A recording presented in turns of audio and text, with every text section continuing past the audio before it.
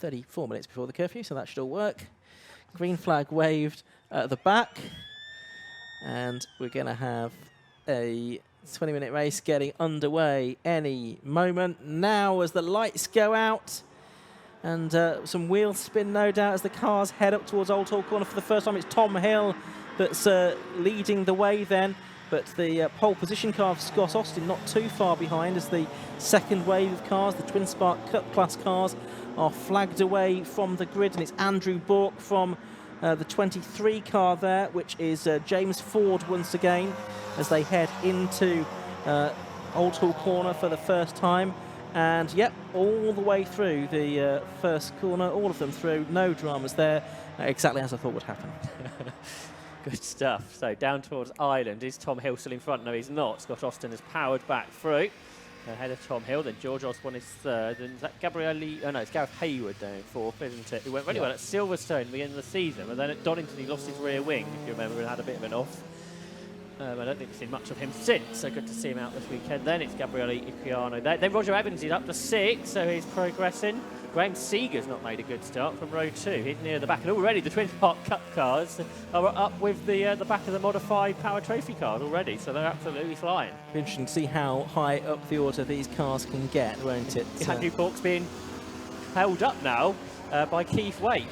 That's 10 seconds in what, half a lap they've caught. Yeah, absolutely. And as you say, these cars will be a bit more manoeuvrable on these the slippery circuit that we have now.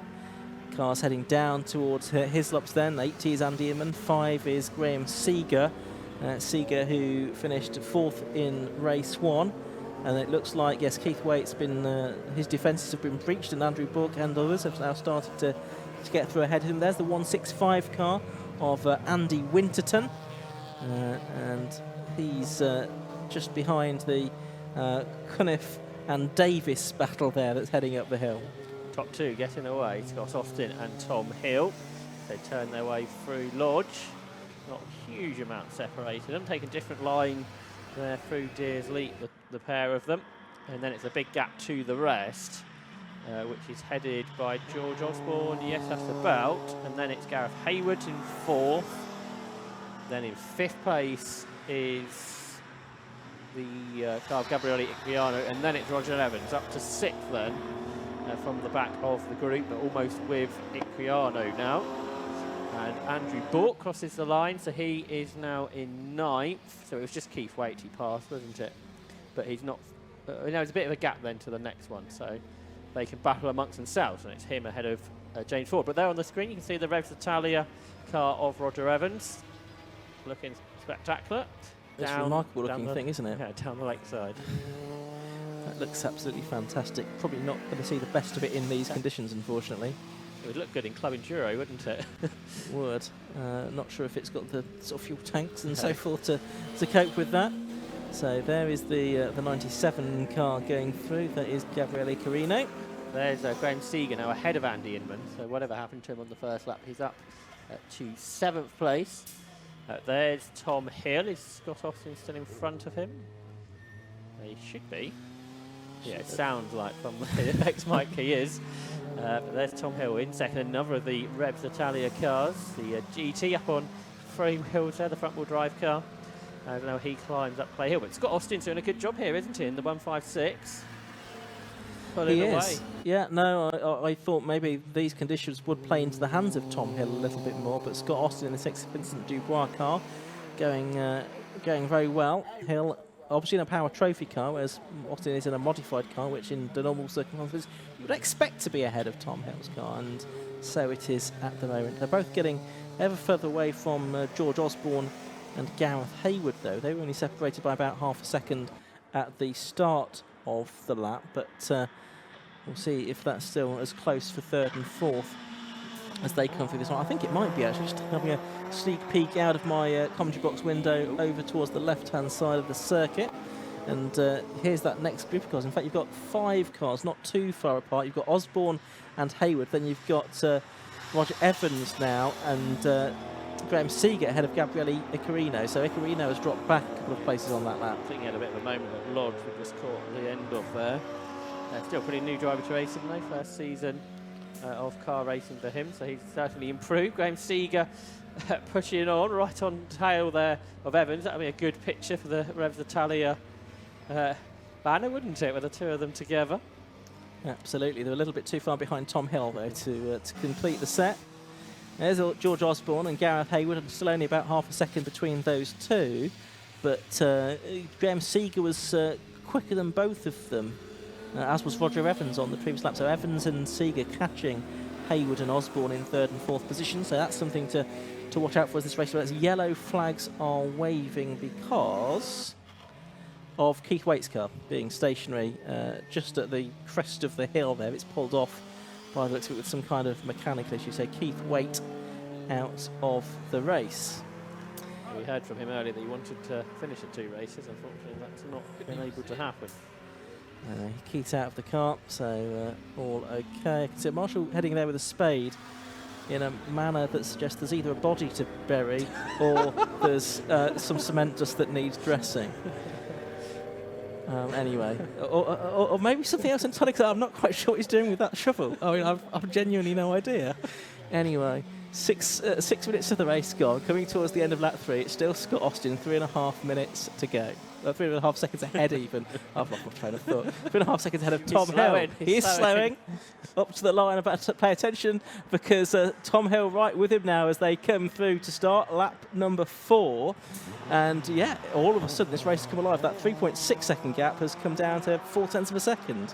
Yeah, and Tom Hill's challenging. I wonder if it's some sort of gear issue there for Scott Austin, because then he found speed again, didn't he? But then looked slow again on the exit of Old Hall. So they turn their way through Cascades, a long way ahead of the rest. Same order behind, I think. There's George Osborne. But yeah, the leader's now trying to pull away against Scott Austin. So whatever that was all about. Tom Hill set the fastest lap, a 2:01.1, which is about 5 seconds slower than he was doing earlier. So it's quite similar to what we saw really in the MR2s, isn't it? Something like that. And in the race before that, Sports 1000. So this rain that's been coming down gently, sort of been about the same all the way through the second part of the afternoon. It's been consistent, hasn't it? It's not got any heavier, it's not really got any lighter, it's just sort of there. Andy Winterton there and Tom Williams, 14th and 15th overall, and that is for, 6th and 7th within the Twin Spark Cup class. So they're having a nice little scrap behind the likes of Colin Cunniff and Connor Davis. But there's the two leaders again. Sounds very rough when Scott Austin changed gear there into the chicane. Rasping, isn't it, a little bit? So is this going to give Tom Hill the opportunity to get ahead? Still 12 minutes of this race left, so plenty of time. But actually on up Clay Hill there, Scott Austin was able to power away a little bit. Yeah, he's got a good gap again into Druid, so it's fluctuating somewhat, this gap for the lead. Tom Hill, not yet won a race this season, of course. He won a few last year, I think, in that car when he debuted it. He raced and won the championship many times in the Twin Spark Cup. Moved into this 3.2 litre GT last year. Kent through Lodge, he gets very close. It's down on the brake, going down a gear is where Scott Austin seems to be having these problems. Yeah, into Old Hall Corner they go. I'm not convinced he's changing down there. No. Maybe on purpose. Yeah, some kind of gearbox issue maybe then is what's going on there. 3rd, 4th and 5th and 6th, all pretty close together now. So we've got the 34 car through in 3rd place, which is George Osborne. Then it's Roger Evans in 4th, Gareth Hayward 5th, and Graham Seeger 6th. So Roger Evans has made up a place on that lap. Graham Seeger's just set the fastest lap of the motor race, so 1:59.88, which on that lap was 4 seconds quicker than the two leaders. It was, wasn't it? And actually 2 seconds better than they've lapped at any stage in this race. So Graham Seeger. And Roger Evans is only 1/100th slower, so Evans and Seeger, the two Revs Italia cars, perhaps they are going to get to Tom Hill before the end. Right, it's interesting, isn't it? Well, we think Scott Austin's got a problem. I wonder if Tom Hill's got an issue as well. He's a bit stuck behind him, isn't he? Yeah, well, that's probably his problem, isn't it? That he can't find a way through. Now, Roger Evans is up with George Osborne. We passed Gareth Hayward on the last lap. Going to get Roger Evans into a podium position here, though, I reckon, aren't we? And for the lead, side by side, pretty much down into the chicane, and this is where Austin seems to struggle. His car's almost stopping in the middle of the corner, but Tom Hill can't find any way to go through, so they stay in the same order. Well, it shows how difficult it is to overtake at Oulton Park, and actually that the strengths are still strengths for Scott Austin, and as you can see there, he's able to power away up Play Hill into up in towards Druids. So the strengths are, you know, he's still good at. It's the bits that perhaps where he would be weaker he's not so good at, but Hill can't capitalise. Third, it looks like Evans is ahead of Osborne now, so he can go after these two. And will he be able to catch them? There's still half the race to go. They turn down into Lodge. Yeah, I wonder if Scott Austin's stuck in a gear. Although he wasn't too bad through Lodge that time, but doesn't sound like he's on particularly many revs through the corners. Yeah, the way listening to it from the commentary box window, it sounds very flat in terms of no real gear shift changes. Roger Evans 7.68 seconds behind the leaders, but he's done the best lap of the race on that lap, a 1:57.5. He was 4 or 5 seconds quicker than the cars in front on that lap. So what price Roger Evans for victory here, Josh? It's looking quite possible now, isn't it? He's getting that car going well, which is good to see.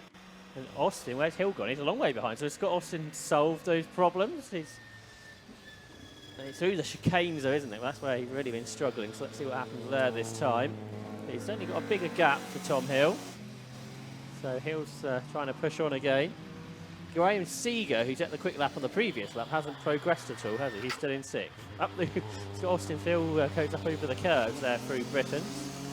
And here's Roger Evans. He uses a bit of curb, and that front split is a bit vulnerable when he does that. Oh, Graham Seeger sideways, just about held onto it. This is where Austin struggles. Let's see what happens this time. Again, slow at that part of the circuit. Hill closes right in, which is great, but now as Austin gets on the power, watch this. Oh, no, don't watch that. This is where he's able to pull away. Well, I think actually he is. It didn't go quite so well as he accelerated away this time, but he still managed to get a few car lengths lead by the time they get up towards Druids, but not as he had on the previous laps. Roger Evans hasn't really caught anything this lap, has he? So 7 seconds, if anything, he's more than that now. So yeah, that chase is... Well, so it'd be interesting to look at the lap time. So on the previous lap, Evans did a 1:57.5, and these two in the 2-minute ones. No, 2:2s, weren't they? In fact, on the previous lap. Scott Austin takes a weird line through his lead. He almost was on the grass on the right-hand side of the track. So they come through to complete lap 6. The gap between them 1.02 seconds. They both did personal best laps on that lap. 2:00.05 for Austin, a 1:59.82 for Hill. And Roger Evans went over the line, and that time they did a 1:58.3. So he did take a little bit out of them, but not an awful lot. Twin Spark Cup's quite close. There's 3 seconds between the top 4. Andrew Bork from James and Richard Ford, and then Colin Cunniff. So that's pretty close as well. It's about 7/10 between Bork and Ford in particular at the front of that battle. There they are, as we say it. So Andrew Bork is still in front, looking for his 5th win of the season, a bit sideways into there. Of course, this is his battle between he and James Ford for 2nd in the Twin Spark Cup Championship. And whoever comes out on top, I think, will be the person in front in the points as well. Richard Ford having already wrapped up that championship, but a great drive here for Colin Cunniff as well, because he's right with those 3 more experienced drivers. Connor Davison, the yellow car, a little bit further back this time, number 51, but he's really in 5th place in that class and 13th overall. There he is, just catching a glimpse of him down the hill. Here are the leaders again, separated by a second at the start of the lap. It's less than that now, as we've seen before here at this part of the circuit. But can Tom Hill get alongside? Not really, can he? He's behind through Knickerbrook. And then Scott Austin doesn't accelerate off the corner, and Tom Hill has to jink past him. He does get in front, but by the time they get to Druids, will Scott Austin re-challenge, with Roger Evans catching a lot on this lap.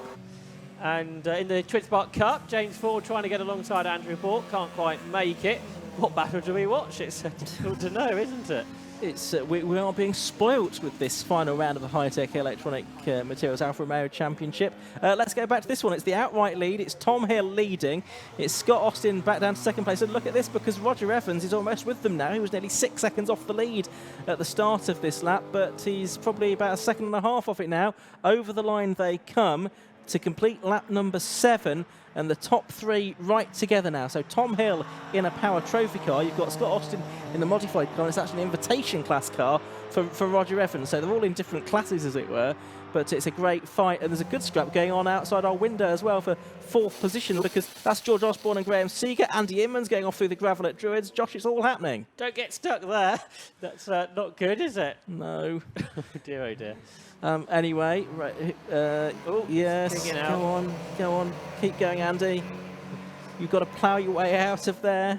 Oh my goodness. Up for Lodge for the Twin Spark Cup lead. It's banging Dormo is between the top 2, and James Ford goes through on the inside of Andrew Bork, and he gets past. This is absolutely great racing from the Alfa Romeo Championship, and trying to buy into this as well is Richard Ford. The 3 of them are going to be together as they come up across the line, with Colin Cunniff having a great view of it all, and they go side by side again as Andrew Bork fights back on the inside line, trying to come around the outside of both of them. Is the champion Richard Ford. He slots in on the right-hand side of the track, and he's still alongside Andrew Bork. They make contact again, so Andrew Bork's made contact with both of the Fords within, half a lap. And you could see in the background at the bottom of the shot that Roger Evans was up to 2nd place as well overall, and right behind Tom Hill. But Andrew Bork just about fending off the 9 car there of Richard Ford. So it's James Ford that's gone through into the lead of this race. This little sprinkle of rain we've had before this has been like a seasoning on top of the race to make it even better. And now Roger Evans has gone through to the lead as well. Fantastic stuff. I didn't think this car would be suited to these conditions. How wrong I was. Roger Evans goes through to take the lead away from Tom Hill now. And this is, once again, what's going on in the Twin Spark Cup. Colin Cunniff now is ahead of Richard Ford for 3rd place. That's right, yeah. So not far behind them is Connor Davis, is he? Having a good race. So Andy Inman there into the pit lane out of the race. And up there, he's sideways now is Richard Ford heading through the British chicane. I think he saved it. 2 laps to go for the lead as they cross the line. Roger Evans is in front. His best lap now, 1:56.9. He should be able to pull away from Tom Hill. So in the first race, Scott Austin came from the back to win pretty much, and now Roger Evans has done the same. If he can hang on over the last 2 laps. Here in the Twin Spark Cup, who knows what's going to happen here. James Ford is currently in front of Andrew Bork, who somehow still got both his mirrors pointed vaguely where he wants them to, after he had a bit of touching going on the previous lap. But yeah, you got 5 of them separated by not very much at all as they come down towards Druids, with James Ford in front of Andrew Bork as they turn their way then through there. James Ford hasn't won since the first round of the season at Silverstone. Can he bookend the year in the Twin Spark Cup? Oh, well, there might be a chance. There certainly could be a chance. 2 3/4 minutes of this race left to go. I think they're going to go on to their penultimate lap now.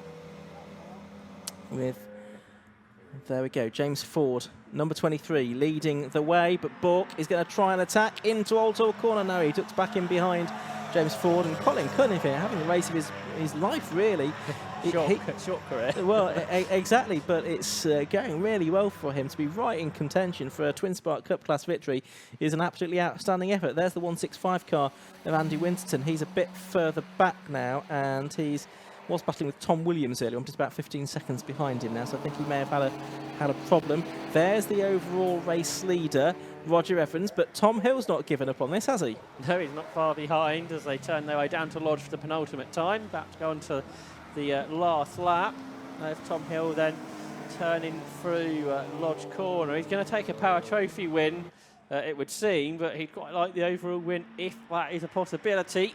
If they start then this, the 10th and final lap, being headed then by Roger Evans in that car then that he turned through. He's just setting up the fastest lap, a 1:56.7, but Tom Hill not really lapping much slower than him. And Tom Hill's now only a second slower than he was in the earlier race. So track conditions aren't too bad once everything's sort of up to temperature. Exactly. Last lap board's gone out, but I don't think the 2 leaders saw it. And that's Andrew Bork, who was trying to get back into the lead of the Twin Spark Cup class, and he's got it all wrong. He's had to pick his way through there, and he's going to lose out, I think, to probably Colin Cunniff, and he probably ought to give up the position in a way, because he's held on to 2nd place by straight lining the chicane, which is not something that is really too great.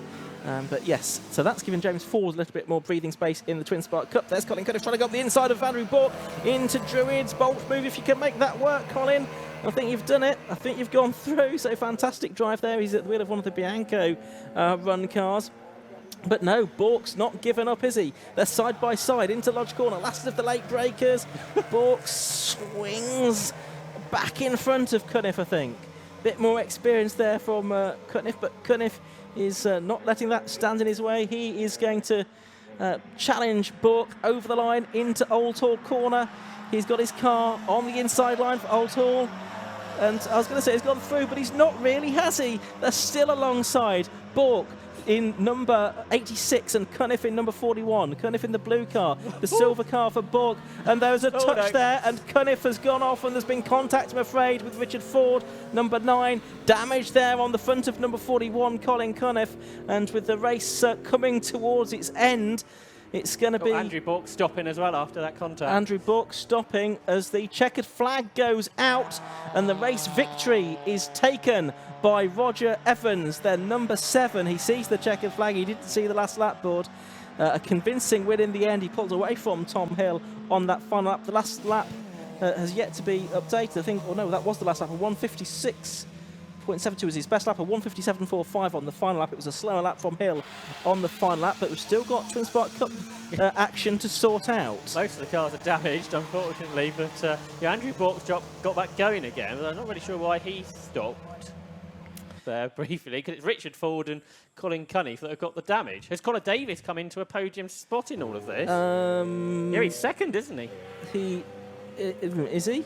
Yeah, I think so, because Cunniff's behind him. You've got James Ford, then Richard Ford, and then it's third. Yeah. They're still on for a podium anyway. Yeah, absolutely.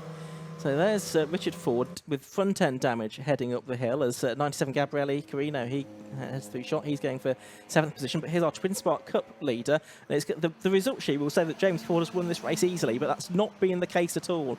Behind them, there's been some kind of end of season destruction derby going on with damage being picked up by Richard Ford and by Colin Cunniff on the final lap. And I don't think there was any damage for Andrew Bork, but he did manage to get involved in all of that as well, down towards Cascades on the final lap.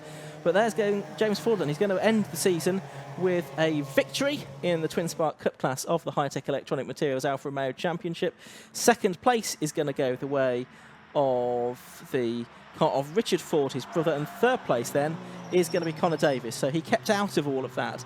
That went on towards the beginning of the final lap and took a class victory, or a class podium as a result. There's our overall winner, Roger Evans, from the invitation class in that remarkable space frame 4.2 V8 engined car, which wasn't the one I got my money on, I must admit, in those conditions, but nevertheless an 8-second victory in the end over the GT of Tom Hill. Remember, he was about 15 seconds behind at one point because he took the first few laps quite steady. But then once tyres got up to temperature, I guess, he really pushed on. And that was all rather exciting stuff. And I think it would be fair to say, that was the most exciting Alfa Romeo championship on the 750 Motor Club bill since they've joined. It was frenetic stuff. I think the start was quite calm, wasn't it? And then it sort of built up and built up. No, it did. And I do think the sort of slight change in conditions actually, from an entertainment point of view, really helped. That's like Formula One. It's only good when it rains, or most of the time that's the case anyway. I'm not saying that's the case with Alphas. It's always very entertaining, but that was something else. There's always something to watch, and the 20 minutes just flew by. So we've got the cars heading around on their slowing down lap. They'll be showing their appreciation to the marshals, and we'll extend our thanks to all of the marshals here at Oulton Park this weekend. Sterling work done by all of you today. It's very much appreciated. And if you're an Oulton regular, we look forward to seeing you again next season. If you travel with the 750 Motor Club, perhaps we'll even see you at Mallory Park tomorrow. But many thanks to all of the marshals and all of the other people behind the scenes who make these meetings run so smoothly.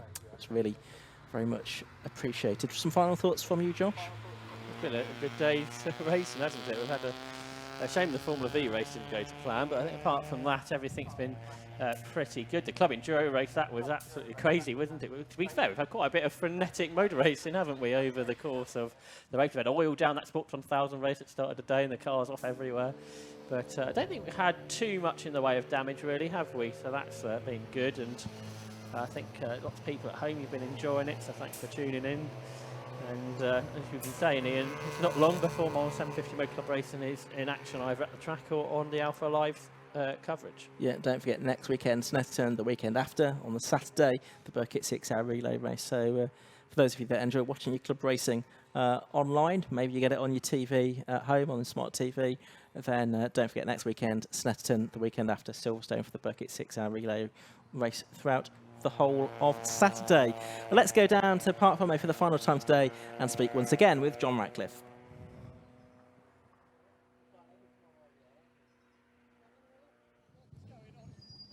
Well, you join me down here in Park Romeo for the final time today for the 750 Motor Club, and we just had the Alfa Romeos. What a race that was. And I'm joined here by Roger. Fantastic race from you, sir. Charging through the field and getting into the lead relatively late on in the race, managing to hold it. And see, how was that? Yeah, it was absolutely amazing. I've spent probably 7 years, 8 years building this car, and this is its first win. So can't be better than that, can it? That's so special. I was going to say, what an absolute beauty that car is. And also, I believe, a 1-2 for the Revs Italia boys as well. Fantastic. Yes, yeah, fantastic, yeah.